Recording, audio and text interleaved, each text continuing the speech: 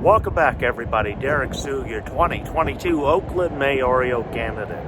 Today I just want to talk briefly about Social Security benefits. As many of you know, I just transitioned off of disability and onto Social Security. I turned 62 back in February, and April this month was the first month where I received my benefit as an early Social Security retirement benefit recipient. And so while I got a raise, it didn't help me towards housing or anything else. What it simply did was restore my buying power that I had 5 years ago. And then it changed. While it changed my housing situation, and not in a positive way, because now my housing is based upon my new income, which is more than what I previously qualified for. So that's increased, along with the increase on the rent. And then also another thing that a lot of folks don't talk about is the utilities. Depending on your living situation, you may be paying for your electricity, your energy. In some cases, you may be paying an additional for water and sewer. So these are some of the things that have to be accounted for. Also, Wi-Fi, telephone services. So there's a lot of things that go into this, and our previous generation, my mother and father, for example. My mother, she had a pension retirement from Macy's of $350 a month. And then she received a Social Security benefit of $550 a month. And when she retired, she had a lot of health issues.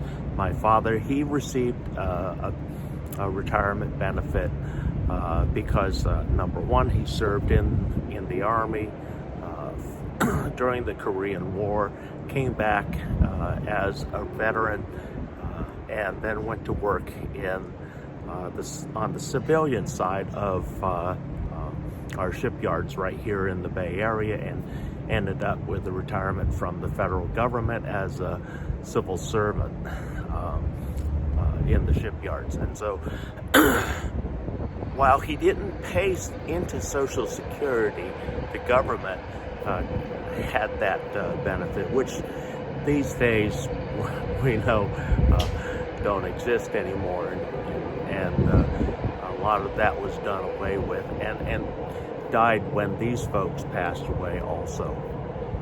So if it wasn't for my dad's higher pension, it would have been very difficult for my mother to get by. And fortunately, the home was paid for by the time she had retired, and so her housing was secured. My father's housing was secured, and so even though my mother didn't pocket much, she was able to pay her bills, she was able to feed herself, and maintain a roof over her head, with my father paying the property taxes, utilities, and the maintenance that they actually did on the home. So it was a very different time, and these days those same options don't exist, and so just moving forward, those are things that we have to look at. And I knew that the current real estate market was not sustainable, because this is why Prop 13 was created. One of the main reasons is because so many seniors were losing their homes during the 60s and during the expansion of the city of Oakland during that time.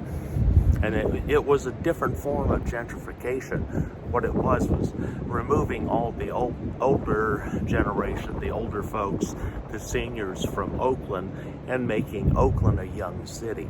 And so Prop 13 kept a lot of the parents and the grandparents in place, rather than being displaced through taxes and increase property values. So I continue to support Prop 13 these days, and I truly fight against all of those that try to rescind the Howard Jarvis tax Prop 13 protections for seniors. So I have a little bit of experience watching my parents struggle, and then nowadays even myself, being my only income is my Social Security benefit, and going to the grocery store, we see the price of food has escalated in a fashion like most of you probably haven't seen. I actually have seen inflation like this when I was back in high school, when I was a much younger person, up through when I first moved out of my parents' home. I used to be able to spend $100 to $125, fill the refrigerator and the cabinets at my parents' place quite easily and without any difficulty. Nowadays, $125. The other day, I had two bags, not even two paper bags like back in the old days. It was two plastic bags, so significantly less groceries for that same money these days. So like I said, the raise that I got just put me back into the buying power that I had 5 years ago, because we've just seen, and it was released this morning, that the overall increase inflation of food prices is at 8.5%. And if you've been following me, I've been talking about this for some time, and that we have had at least 8% inflation on food pricing. So I was right on target. And so I know there are a lot of folks hurting, and we're seeing that through the food banks. A lot of food banks are running out of food or struggling to keep up with the demand for food because across the board it's gotten way more expensive. So thanks for joining me today. I'll be right back.